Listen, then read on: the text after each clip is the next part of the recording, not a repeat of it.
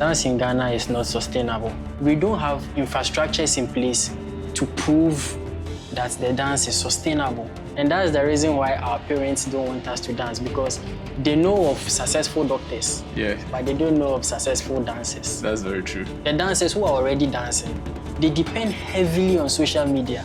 And it goes a long way to affect the art of dance. Okay. Because at the end of the day, every other thing that they will do is geared towards clout instead of the real dance. We have a lot of big dancers in Ghana, but we don't have any prominent dance association or dance federation or something like that. See, it weakens the whole talent. Hello, everyone. Welcome to Beyond the Surface podcast. And today we have our guest here in the person of Justice, who is a marine engineer, class 3. Exactly. Yes, and he's also a dancer. So we are basically going to talk about dancers in Ghana, the challenges they face, and with him, his profession as well. So help me welcome Justice to the show. You're welcome, Justice. Thank you, Jerry. Okay, so can you tell us about yourself? Who is Justice, even as we've introduced? Who is Justice, what you do, and then your passion, which brought you here, which is dancing. We want to know. Okay. So Justice is an individual who likes to stay by plan and strategy. Okay. I always have 3 keywords that I used to describe myself. That is sustainable, determination, and strategy. So you plan something, you strategize, then you make sure that what you got is sustainable. Okay. The more reason why I'm doing what I'm doing as in the field of dance. I'm a dancer myself, but as it stands, dance in Ghana is not sustainable. You understand? And we can't continue like that. So personally, I decided to go into my career and then use my career to fund dance. So the more reason why I talk about dance in Ghana, and I do all that on the social media about dance. Then on my career too, it's a very lovely one. I wouldn't lie to you. I really, really love my career so much. And basically, that has been me. I try to sometimes bring, I would say, engineering concepts and principles, engineering ways of doing things into dance. That's nice. That's how come I call myself dance engineering.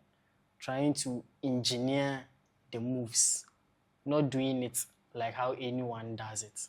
Trying to engineer it, create it, and then see if it can be sustainable. Sustainable in the sense that I want to see other dancers also doing what I engineered. The more reason why the name is dance engineering. So I'm just a person who plans, strategizes, and makes sure what I get is sustainable. All right. That's very interesting.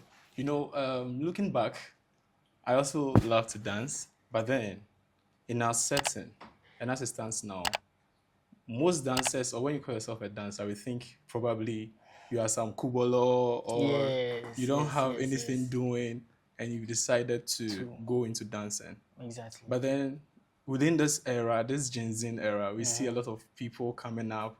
We have the DWP. Exactly. We have Rebirth, like a whole lot of dancing crew here. Do you think most of them also have professional backgrounds? Because, I mean, there's a myth out there. Once you're a dancer, that means no school for you. Or how do your parents even take it when you say you are going into dancing? Okay, first of all, we have dancers who have, I would say, formal education. The likes of Afrobeast. He's an electrical engineer by profession, yes. Then recently, Afronita too got a BSc accounting from Eugene. Lisa Kwama too followed suit. Demzi Baye too is a nurse by profession. Rokesh too is a video production guy. So the guys have formal professional backgrounds. But you see, the thing is that we don't have, I would say, infrastructures in place to prove that the dance is sustainable. Okay. When you take something like music, you will see music studios around. All right. You will see music awards. You understand me? You will see video directors, sound engineers. You see, it makes the thing real. It becomes realistic because physically, there are things you can see to attest to the fact that this thing is indeed sustainable. But we cannot say same for dance.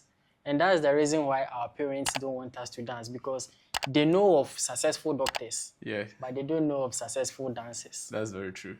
You get it? We don't have any dance schools or dance colleges around. We don't have enough dance theaters. We don't have dance studios. Dance awards barely happen. Dance events barely happen. So if you tell your mom or your dad that you are going to dance, it's not really, I would say, it doesn't sit down well with them, even though it's your choice and they want the best for you. But it doesn't really sit down well with them. And also, the dancers who are already dancing, they depend heavily on social media. And it goes a long way to affect the art of dance. Okay. Because at the end of the day, every other thing that they will do is geared towards clout instead of the real dance. Okay. You understand? So in this case, what is the real dance? So the real dance is you finding yourself, understanding yourself, and how you move whenever you hear music. Okay. It's not about going online to look for what's trending, download it, learn it, and post with hopes that you also go viral. And this is because there's no structures in place, there's no systems in place to take care of these dancers normally. It's only the social media that is, I would say, the way. So everybody is doing everything to please.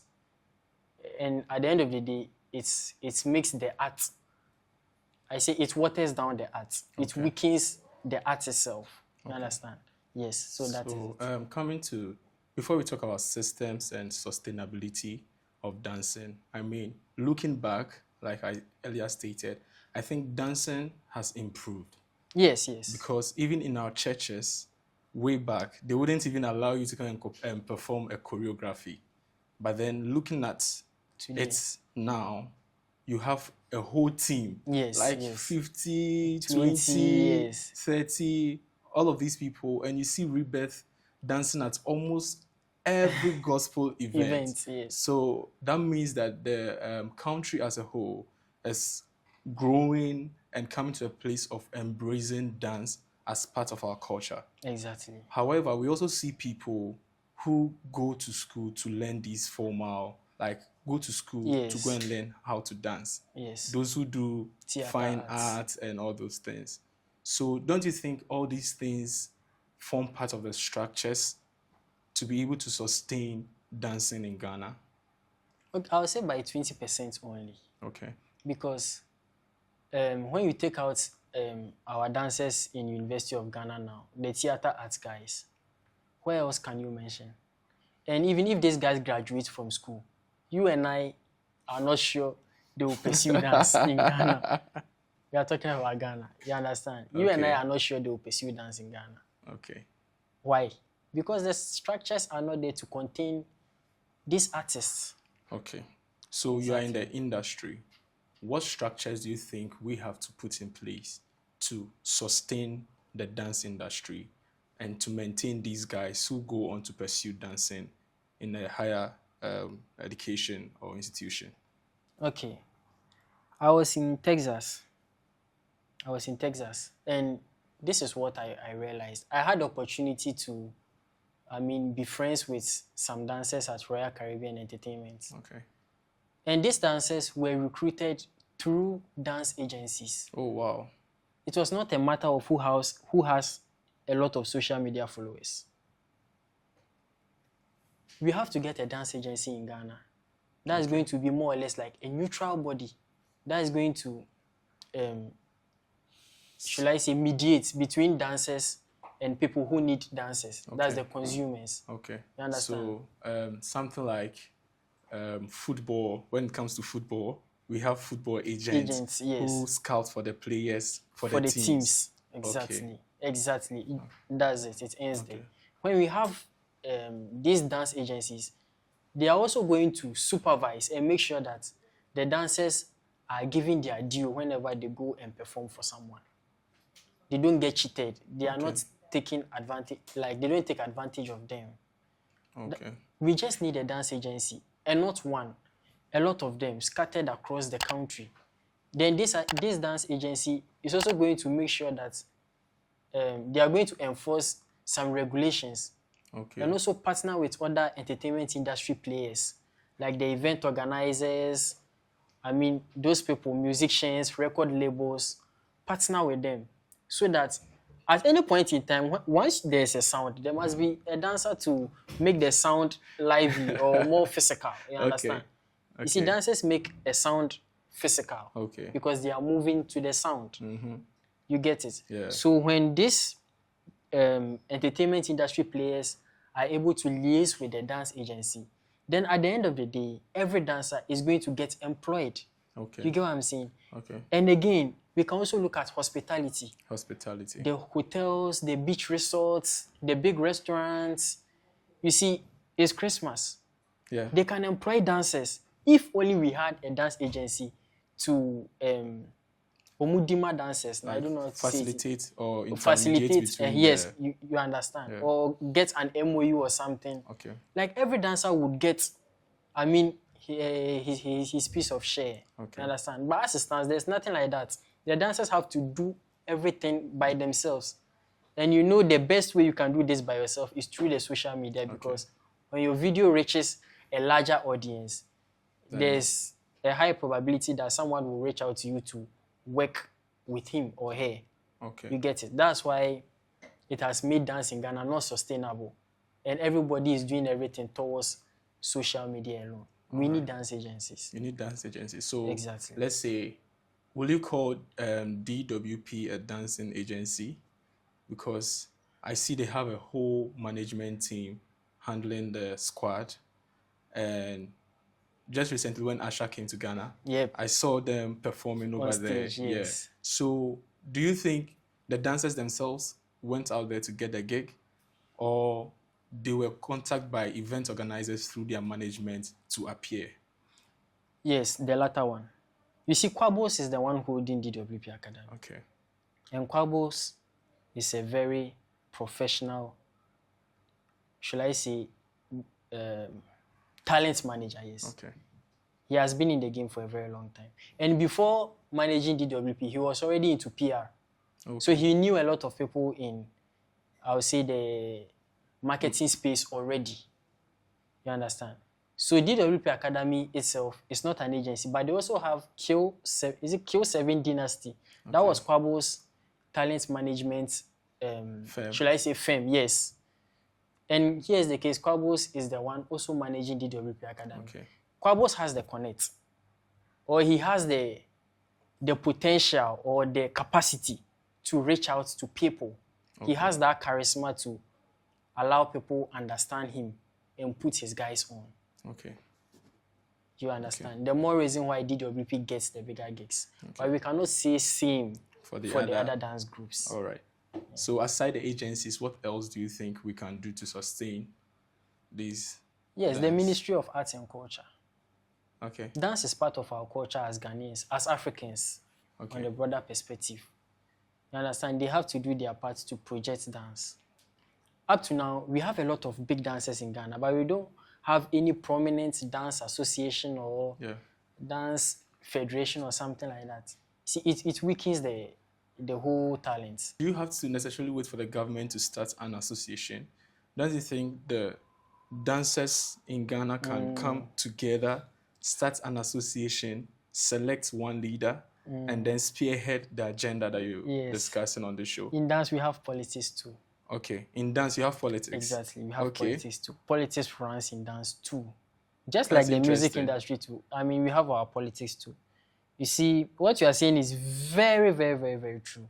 In fact, let me tell you, back in 2014 to 2016, dance was not this popular. Oh, yes.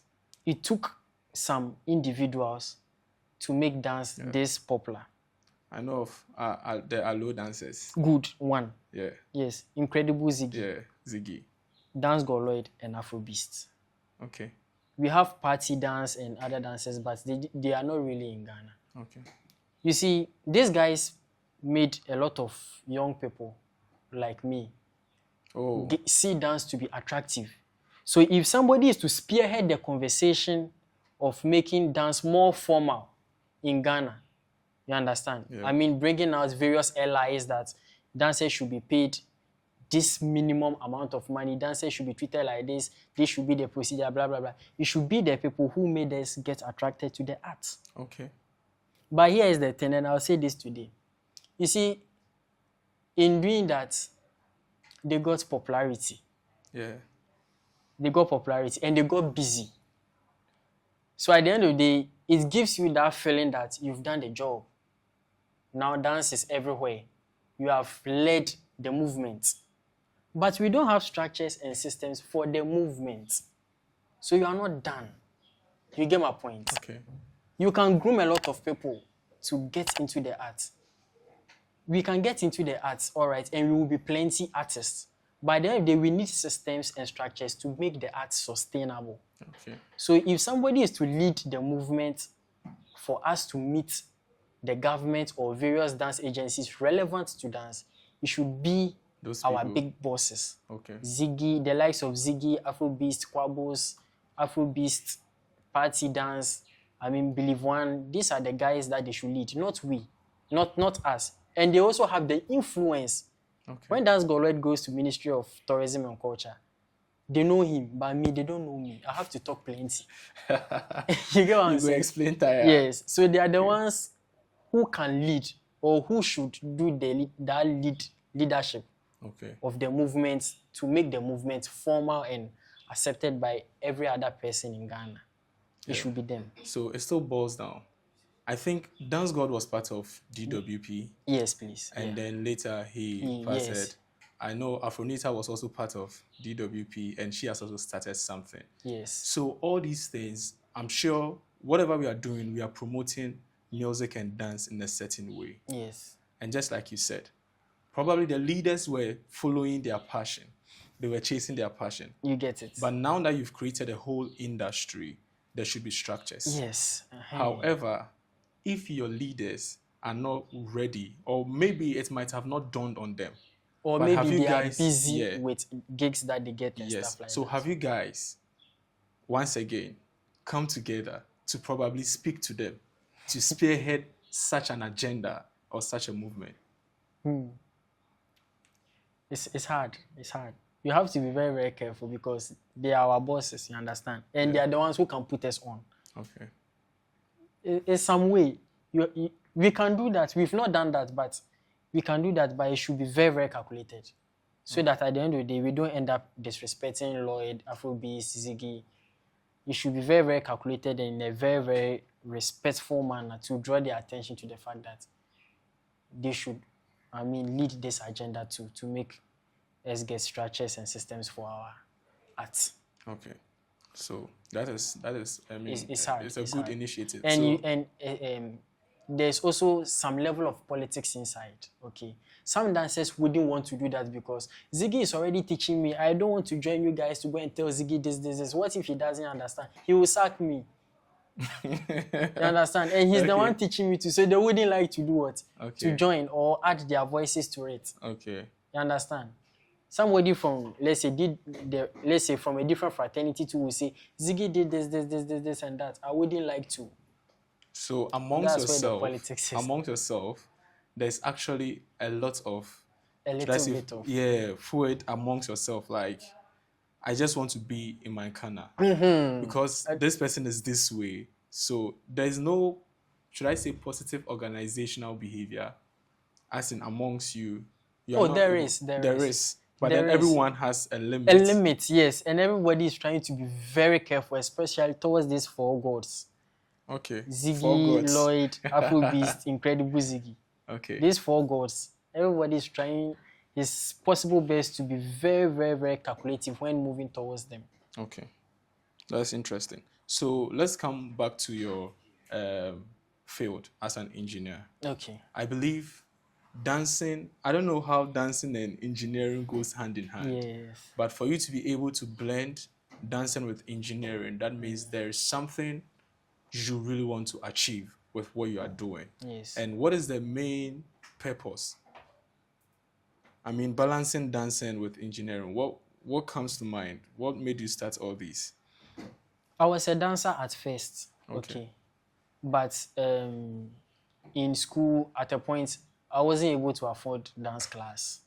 Oh, dance class. Yes, So I you were wasn't going able to for afford dance class. Yes. So I stepped out. But I still like dance and I have passion for the arts. So I said, okay, then I'm going to continue in my own little way. You understand? And that is how come I've taken dance along with me okay to this while, to this time. Yes. dance class. That's Dance class. interesting. Yes. So actually, there's a is it a formal school or an informal system? Like, let's say, when we say the formal Ghana Education Service and No, all no, no, those no, no, things, no, no, no, no. you have a whole, like, let's say DWP has Yeah, a yeah. school, Afronita has a school for dancers. Oh, okay. So that was a Yes. class you were Yes. taking, but Yes. then it was too I, expensive. it was not too expensive. I couldn't You afford. couldn't afford it. Yes. Okay, that makes sense.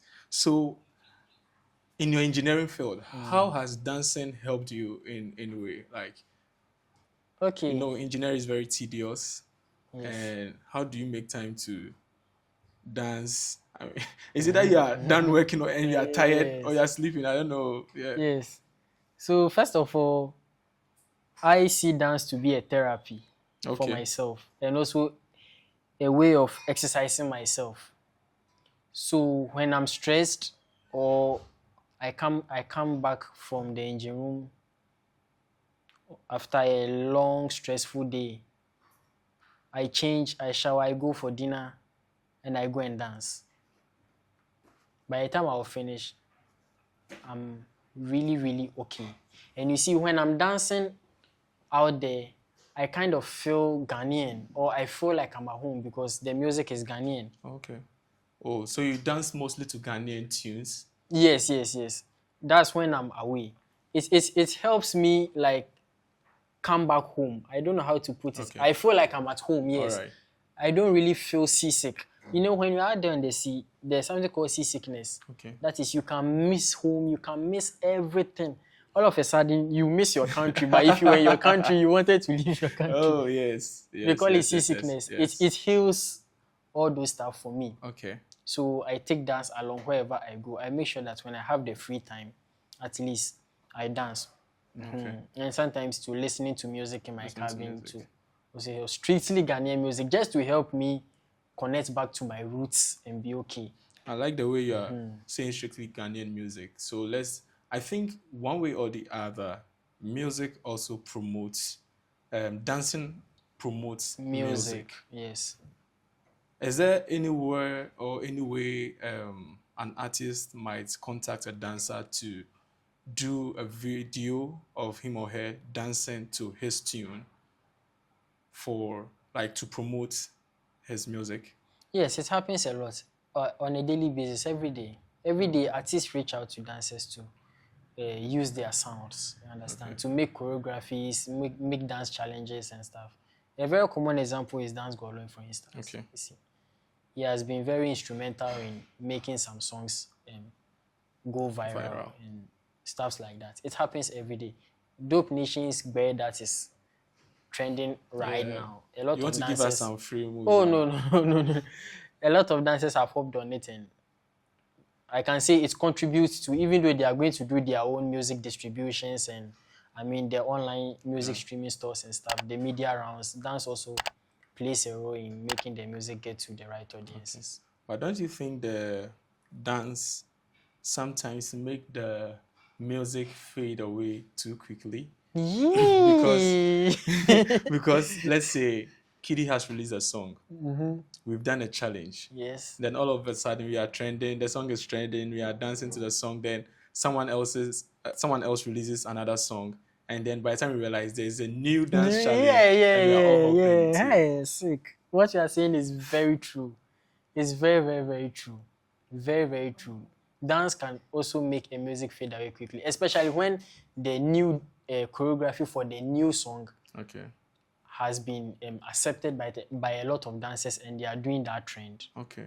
It comes to override the already trending one. You get it? Yeah. Yes. I don't know which better example to cite, but it happens all the time. I think It happens all the time. this Davido song, With You or something. Baby, the weather. Yeah. Like, I mean, it was all over the place. All of a sudden, another song comes and then Exactly. you don't even hear Yeah, the... yes. Yeah, okay. So when you started, you were talking about your engineering field affecting the way you dance because you engineer Near it, yes. dancing. Yes. So what engineering concept has hit you so hard that you have to form, or like it has influenced you to form probably a dancing move out? Out of Yeah. that. Hey, this one, I'm not sure I can tell. Okay. I'm not sure I can tell, but one thing is that not really me engineering my dance moves from my engineering background. It's not necessarily about the engineering principles. You see, Okay. they are about machines. I would say it is more of motions. Yes, motion, like body motions. And these are my limbs, my legs and my hands. So I'm engineering it not from engineering principle, but from the perspective of motion. That Okay. if I take my leg here, okay, I can bring it back and bring it here and then turn like this. Sometimes too, I intentionally draw patterns on the floor. Draw patterns on the floor. Patterns on the floor and try to see if I can move my leg through the pattern. If I'm able to do that, then I progress on it, then I get a choreography. Oh, okay. You get it. Then after I get that choreography, I try to look for music too. It's a little bit similar to music production. I try to look for any music, and when the music is playing, I try to dance what I've got onto it. If it is not matching, I add some, I subtract some. So it's not from the perspective of engineering principles. That's going to be very, very hard. But from the perspective of motion. Okay. Motions, yes. Like kinematics. Yeah. How things move. Yes. That's the part of engineering I take a lot of inspirations to. So at the end of the day, everything of me is different. And sometimes it doesn't make sense. But personally, I enjoy it. Okay. So it's up to me. Okay. My happiness is up to me. And it is the first thing that is very important to me. So if I enjoy what I'm doing and you don't enjoy it, that's okay. At least that means I'm unique. That makes sense. So, like we said, dance is growing. People are coming to embrace it. Yes. You see people taking their kids to the dance class. Yes. Afronita, DWP. I think now they have increased A numbers. lot, Yes. yes. What do you say to someone who wants to pursue only dancing? I think you could have chose to just pursue dancing, but then something might have prompted you to balance the engineering with the dancing. What do you have to say about that? First of all, you have to ask yourself some basic questions. Okay. Because before you do everything full-time, there must be certain things in place. You can't go into something full-time at the go. You will have to plan and look at your strengths, weakness, opportunities, threats, those stuff. So if you want to dance full-time in Ghana, first of all, you should know your background. That's the first one, because we don't have systems and structures there. Here is not Italy or France or UK, South Korea, that they have proper systems for dancers. So you should know your background very well. If you have, excuse me to say, if you're a DB, come on. I wouldn't like to mention it, but if you're a DB, please. If you want to dance full time, your parents got you. You understand? They'll sponsor you, get you a videographer, those kind of stuff. But if you are not from a rich home, or you don't have anybody willing to invest in you, and you are afraid of the worst that can happen, which is you will go broke and be hungry, then you should just try your best and do something aside the dance. You are going to get paid, you are going to get salary, then you invest the salary into your dance. You understand? Yeah, that makes sense. Then that way, at the end of the day, even if, let's say, your videos are not going viral, you are not getting the financial means to go on big shows, at the end of the day, your basic needs are met. Social media pressure wouldn't get you to end up doing certain things on a normal day you wouldn't want to do. So your background is the very first factor, because systems and structures to support you and keep you afloat as a dancer, we don't have them yet. But if you have somebody who has also promised to invest in you and take care of you throughout you, that's also fine. So, because the person will finance the journey. You understand? Then secondly, you have to plan. You have to plan. You shouldn't just do it. You have to plan. What do you want to do? Which dance genre would you like to venture into? You have to look for opportunities. You understand? Because you want to do this full time, you shouldn't do it just like any other person is doing. Okay. There are a lot of opportunities out there in dance. You understand?